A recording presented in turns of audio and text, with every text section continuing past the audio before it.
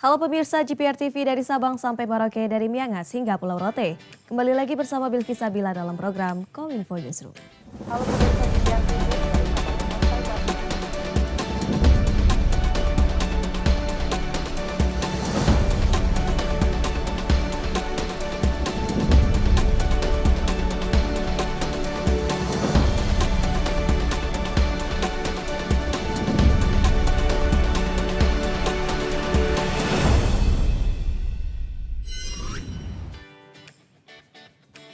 Inilah Kominfo Newsroom selengkapnya. Pemirsa, Presiden Joko Widodo menyerahkan zakat tahun ini melalui Badan Amil Zakat Nasional. Penyerahan dana zakat ini diharapkan dapat dipergunakan sebaik-baiknya untuk membantu masyarakat.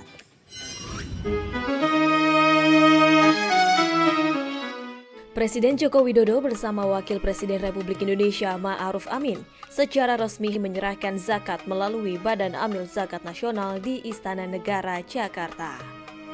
Penyerahan zakat ini juga diikuti oleh sejumlah Menteri Kabinet Indonesia Maju, para pemimpin lembaga, kepala daerah, direktur BUMN, hingga perwakilan perusahaan swasta lainnya.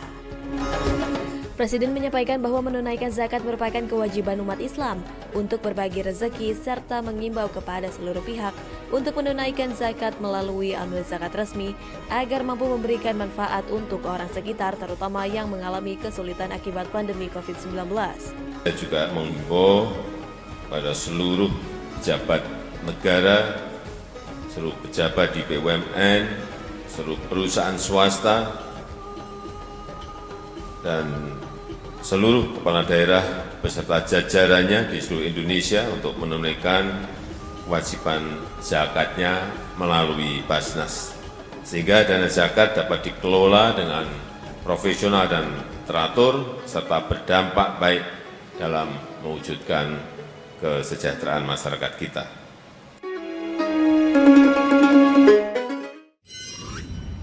Guna menjamin ketersediaan pangan selama bulan Ramadan dan Idul Fitri, Kementerian Pertanian menggandeng pelaku usaha Asosiasi Kedelai Indonesia dalam menyuplai sebanyak 135 ton ke 11 Jabodetabek dan Jawa Barat. Kementerian Pertanian bekerjasama dengan pelaku usaha Asosiasi Kedelai Indonesia dan PT Visindo Kusuma Sejahtera Multi Agro untuk menyuplai kedelai untuk pengrajin tahu dan tempe guna menjamin ketersediaan pangan selama Ramadan hingga Idul Fitri. Kegiatan pendistribusian kedelai ini dilakukan di DKI Jakarta, Depok, Bekasi, Bogor, Tangerang, Garut, Pamanukan, Subang, Ciamis, Tasikmalaya, dan Banjar.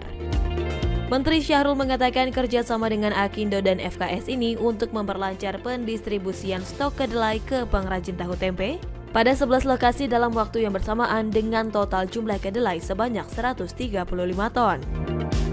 Upaya memfasilitasi ketersediaan bahan baku kedelai dengan konsumen ini diharapkan dapat menurunkan beban biaya produksi pangan. Sasarannya adalah pengrajin tahu tempe di mana bantuan berupa voucher atau keringanan harga dengan jumlah terbatas dan tidak terkait dengan program kedelai yang lainnya. Dan di Kementan itu para dirjen, para direktur punya wilayah tanggung jawab, dan 1 minggu ini tidak ada pejabat Kementan yang berada di Jakarta saja, tapi turun melakukan ketersediaan kebutuhan pangan dasar. Ketersediaan kebutuhan pangan dasar itu terdiri atas 12, mulai dari beras dan seterusnya. Ingat, yang kami lakukan adalah ketersediaan, ya, karena memang tugas Kementan itu produktivitas dan ketersediaan. Melihat pangan ada 2, ketersediaan dan daya beli, ya, distribusi. Nah itu, jadi kalau begitu saya main di ketersediaan. Kalau barangnya banyak dan lain-lain, tentu saja kita berharap penyusuan dari supply and demand bisa jalan secara ekonomi.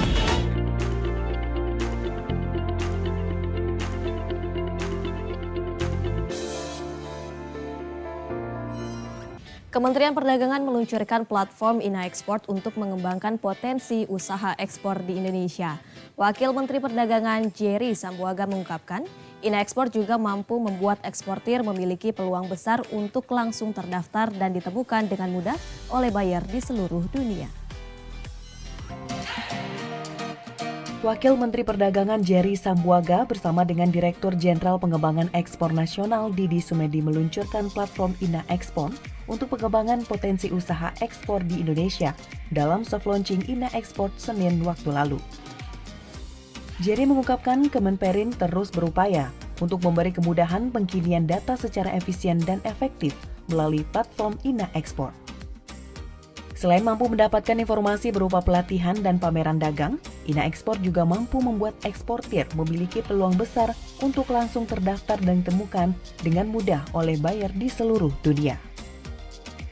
Adapun keuntungan lainnya yakni mampu memudahkan buyer untuk mengakses katalog produk dari pemasok Indonesia yang sudah terverifikasi dan mampu melakukan permintaan pembelian hanya dalam satu klik.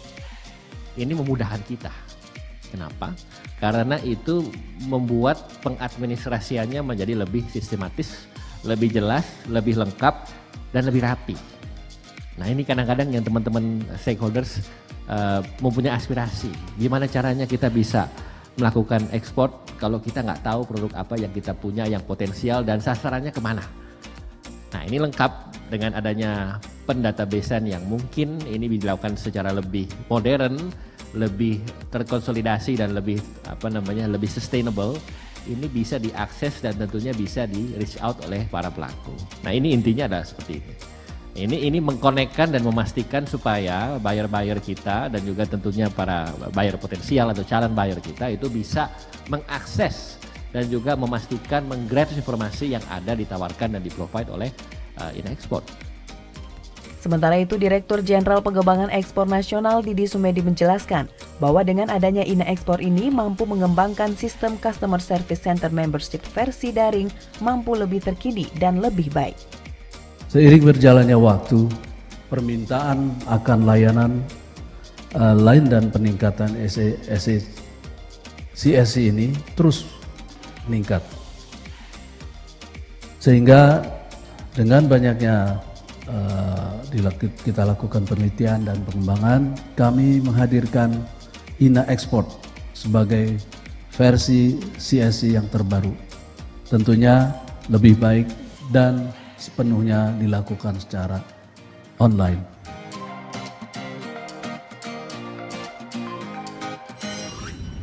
Kementerian Badan Usaha Milik Negara resmi membuka lowongan kerja sebanyak 2.700 posisi di lebih dari 50 perusahaan BUMN.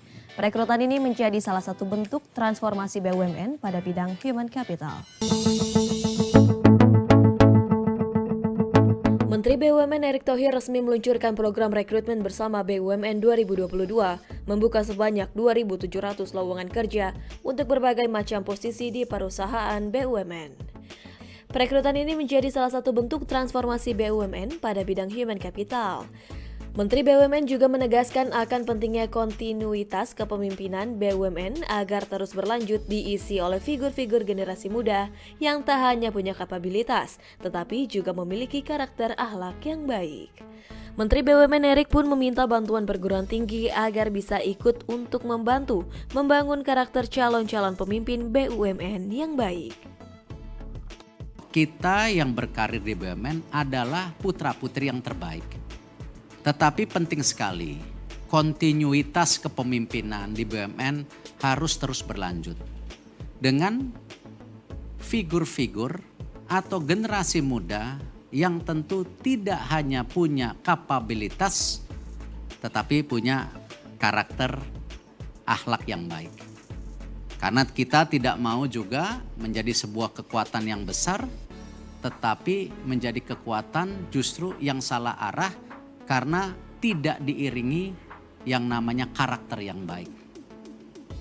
Kepintaran tanpa karakter akan menjadi kejahatan. Kekayaan tanpa karakter tentu akan menjadi sebuah kerakusan.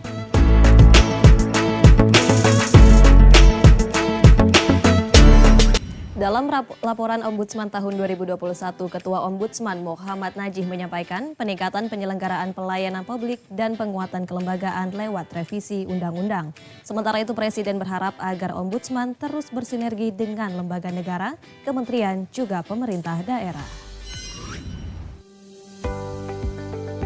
Presiden Joko Widodo menerima laporan pelayanan publik tahun 2021 oleh para pemimpin Ombudsman di Istana Merdeka, Jakarta. Laporan tahunan 2021 itu pun terfokus pada beberapa isu, yakni penyelesaian laporan masyarakat, pencegahan, maladministrasi, sampai pengembangan kelembagaan. Ketua Ombudsman Republik Indonesia Muhammad Najih meminta adanya penguatan lembaga lewat perbaikan atau revisi undang-undang, serta mengharapkan dukungan dari seluruh stakeholder terkait pengawasan serta pelayanan publik untuk bersinergi bersama dalam penyelesaian laporan masyarakat. Dalam pertemuan tersebut, Presiden juga menyampaikan harapannya agar Ombudsman terus bersinergi dengan lembaga negara, kementerian, juga pemerintah daerah. Dalam rangka pertama adalah menyampaikan laporan tahunan 2021 Ombudsman Republik Indonesia, yang di dalamnya tentu kami sampaikan beberapa agenda penting di dalam rangka peningkatan kualitas penyelenggaraan pelayanan publik di negara kita.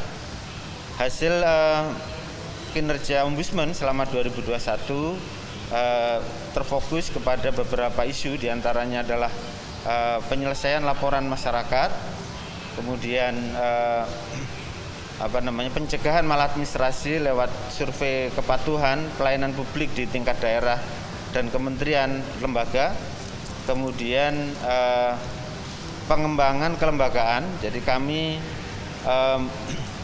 dalam kesempatan ini juga menyampaikan untuk melakukan peningkatan atau penguatan kelembagaan lewat perbaikan atau revisi undang-undang dan juga peraturan perundang-undangan berkaitan dengan Ombudsman Republik Indonesia, dan juga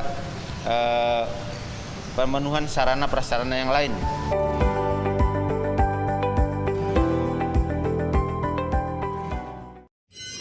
Pemirsa, usai jeda kami akan kembali dengan informasi mengenai peralihan siaran TV digital di wilayah Kepulauan Riau. Sesaat lagi tetaplah di Kominfo Newsroom.